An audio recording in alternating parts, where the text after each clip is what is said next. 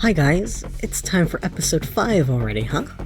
It's been a lot of fun making these episodes, and I hope you're enjoying listening to them too. And in case you're new, I'm Pan-tastique. This is my podcast where I talk about the ideas I had from my series, Swift Spark and the Defense 5. Currently, I'm unable to continue the show as an animated series, so I'm putting the ideas I had for it out there in podcast format instead. Who knows where the future of this show lies?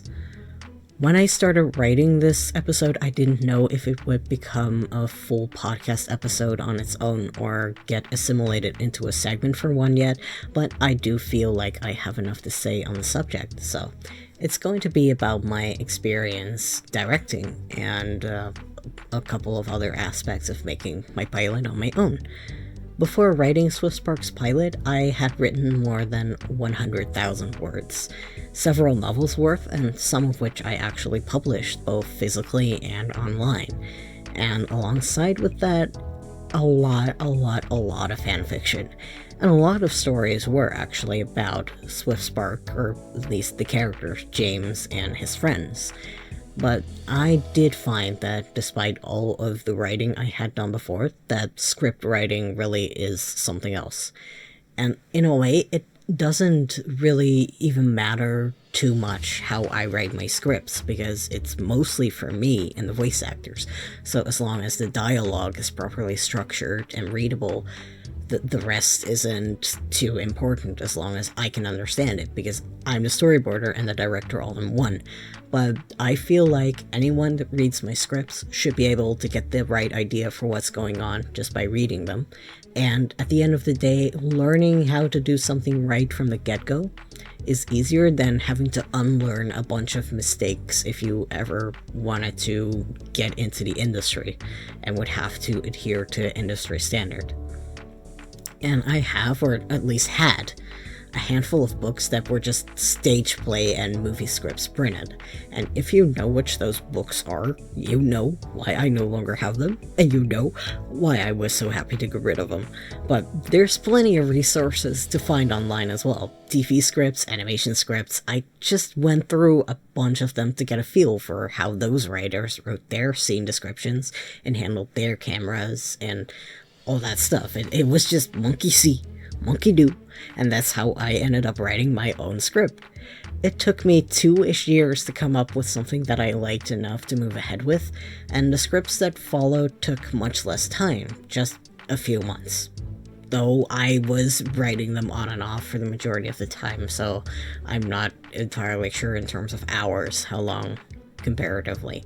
Some scripts do end up completely different from their first outline to final draft, and sometimes those scripts are the most fun to work on.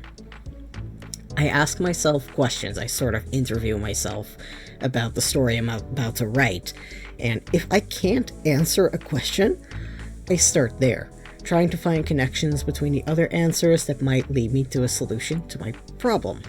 I have no idea how other writers go about writing, but that's how I do it. Sometimes I end up not being able to answer a question, and that's where the real fun begins. That means the script starts to change. And that means removing scenes, adding scenes, or just changing the whole plot, and that's what I did for episode 5. Because episode 5 was originally about getting paid fairly for your work. The Defense 5 was does what they do as heroes for free, and someone started to try and take advantage of James by convincing him that he should get paid for what he does. And I just started to feel like the whole episode was going in the wrong direction, because especially the strike was going on at the time. And it felt like I was arguing for, doing work for free, just because you love doing it, and I was like, okay, this is not this is not the message I want to send, that, just because you have passion for something, you should just do it for free. And I was afraid that the episode was going to be misconstrued, and so then it shifted to James being overconfident in his abilities as a hero, taking on too much work, and then when I start writing that one, it started to feel more like narcissism, and And I looked around for the booklet I wrote the original 2 drafts in, but unfortunately its location has escaped me, and I just have the outlines for drafts 3 and 5, and that's how much the episode changed, like 5 rewrites. It gradually became more about the 2 siblings, James and Samira, and an aspect of their relationship. James believes that Samira doesn't trust him, when Samira just thinks that James is a bit of a loose cannon and overly confident in his abilities. They spend a day together, and James ends up proving to his sister that he started taking his role as a superhero more seriously. We'll probably chat more about this episode in a future podcast, but I'm pushing it back for now because I can't find those dang 2 first outlines, and I just want to show how different those were and read back what I wrote, because right now I'm pulling it from memory, and I just want to be exactly sure what my thought process was and what made me change my mind in the episode. And I want to include those outline drafts as accurately as I can. In summary, some of my scripts just go through significant transformations during the writing process, and others just have 1 or 2 scenes rewritten or taken out. Swift pilot was my first time directing, and every session has been a learning experience for me. To be perfectly honest, I get super anxious for live directing sessions, and if you're unfamiliar, that just means that you get the direct voice actors acting live as they record. That's live directing. In indie, it's also common to have the actor record their own lines, send them to you, and you give them feedback afterwards, because sometimes that's just easier when you're in different time zones or have vastly different schedules. Most indie animation directors aren't full-time directors, and most indie voice actors also aren't full-time voice actors, so schedules can be a bit difficult to line up. I don't know why, though, why I get so anxious, because maybe I'm embarrassed about sharing my rating, or maybe it's a bit of social anxiety, because I know that day I'll be working with someone absolutely amazingly talented, and then there's me, a potato, in charge. Especially with the more experienced voice actors, sometimes 10, even 20 years my senior, it just feels like, the guy that's been at work for 30 years suddenly has to answer to a 20-year-old supervisor. They know how to do the job better than the supervisor, and yet the supervisor's in charge. That's sort of how it feels. They've all been super nice about it, though, and maybe someday I'll be confident enough in my directing abilities that it won't feel awkward anymore, but for now it still does. And I also have some experience with SAG-AFTRA now.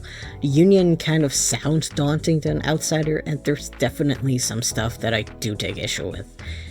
I wish they took care of their quote-unquote smaller members, so to say, a bit better, because the big players in Hollywood have a lot of sway right now, and those people just have different, wants and needs from someone who needs to work to live versus someone who made their bag and it is now just doing it for the heck of it, or fun bucks.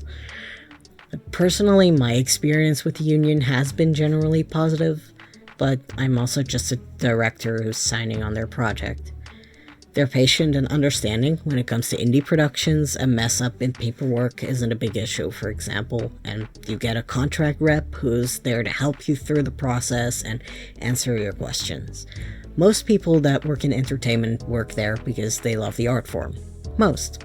Not all. The further up you go, I'm sure the numbers start dwindling, but most. The biggest difference with union actors is probably that most, if not all, communication goes through their agents. You reach out to them, pitch the character to them, and negotiate rates and scheduling through them. And that makes sense, because that's the agent's job. I've spoken to non-union actors with agents too, so I just always ask if an actor has an agent when I've decided to cast them. Ultimately, there's not really a difference between speaking to the actor directly or their agent, because the agent relays everything directly to the actor. The job is presented to the actor still has the final say. The recording's always done one-on-one. I feel like a question I often get is about actors' rates, and a lot of assumptions are made that union actors are expensive, and while I'm not going to share my actors' rates because I feel like that's not my place to do so, The short answer is no. I've worked with 4 union actors now, and they all I've worked with 4 union actors now, and they all charge different prices for their parts. 2 of them charge less than some non-union members of the cast, even. So, as I already said, these people are actors because they love acting. And yes, SAG does have minimum rates written into their contracts, but that only really applies to when your project meets a certain budget threshold. Below that, it's up to you and the actor to negotiate a rate. Some actors may charge thousands, some are fine with a couple $100 simply because they get to voice a character.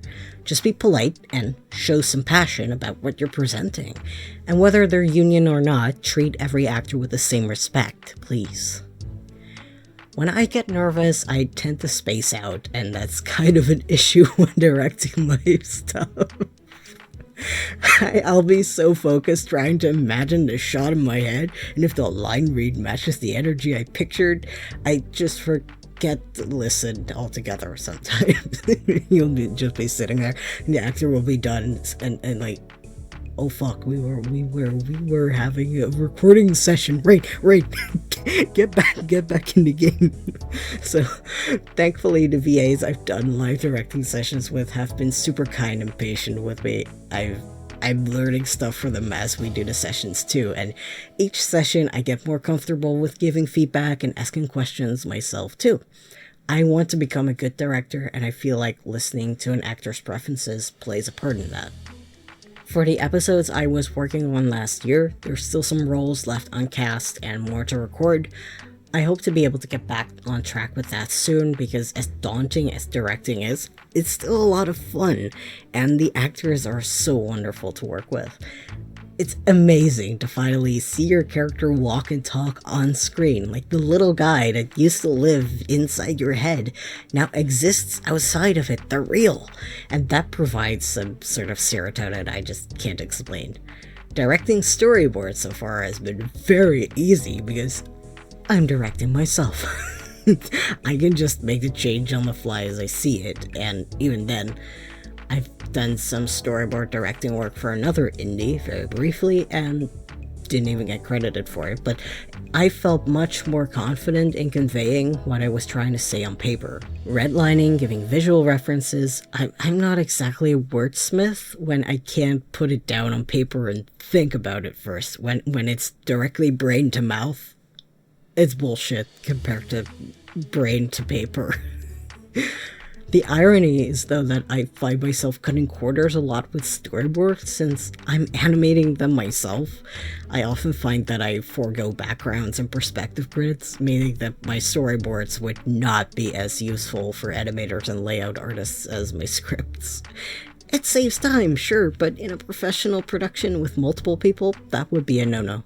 So there's room for improvement there for sure, at least in terms of the discipline department. And my shots tend to be a bit on the safe side too. Like, simple shots are easier and more cost effective, but they're not the most fun to watch for the audience. And those things do feed back to what I said in episode 1 of this podcast, that the pilot wasn't super entertaining from an audience standpoint, and it was an episode for a superhero show where the main character spends exactly 0 minutes in a superhero suit. So at the same time, I do feel like I'm learning a lot from those safer shots, and in my future boards, I am making an active effort to include more angled shots, maybe some more backgrounds too. If I ever want to get hired as a board artist, I should probably properly fix up my portfolio after all. Animation's not that different from storyboarding, but I do often find myself changing the timing of certain movements and keyframes when translating from board to animation. I haven't had a professional animation job yet, so I don't know how normal that is, or if it's a sign that my boarding skills could definitely still use some sprucing up. Could be both, though, because my boarding skills definitely could use some sprucing up. We just established that. Where I definitely struggle the most is directing sound and audio. That's the same word, but the sound, the noise. I have no idea where to start or go about that. For the pilot, I just gave Chris, the sound designer, a cut of the video with sounds I felt that needed to be absolutely in there, printed on screen. Big, bold letters. This noise, go here. And I believe also written into the script, and he ended up understanding the assignment though, so all's good, but I have no idea how a real director would have done that, or if I just did something completely, like, out of line. But then again, if it works, it ain't stupid. So, although maybe my "put this noise here" reel was a bit on the excessive side, I don't know, man. I tried my best and it worked out, so it's fine. It's fine. As for Jake's music, I just let him do his thing. Like, I think I gave him critique once, and I'm not sure if I even did that. I just let him do whatever he wanted because I just loved the intro song he did. That's how he got hired. Like, that guitar riff, as soon as that guitar riff came on, I just, yes, I'm hiring this man, because I loved that. It was just perfect.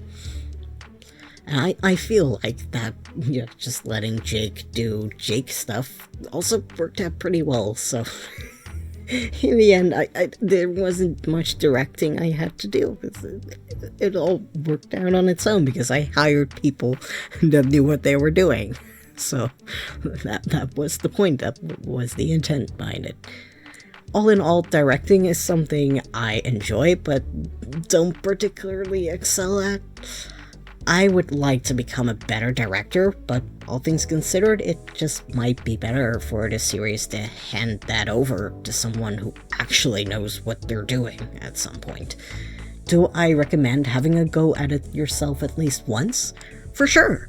After all, you know your series best, so certainly for a first episode, like a pilot or a test short or whatever you're planning on making, it's good to get a feel of how you would like things to be, especially on a budget. Like, the more hats you can manage to wear yourself without falling over, the cheaper your pilot, short, or anything else you're making will be.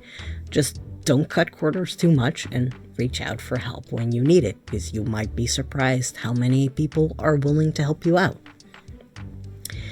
And yeah, I think that covers it for today. Maybe not the most exciting lore episode, but I can never give my actors enough flowers, and this episode was yet another excuse to squeeze some of those in.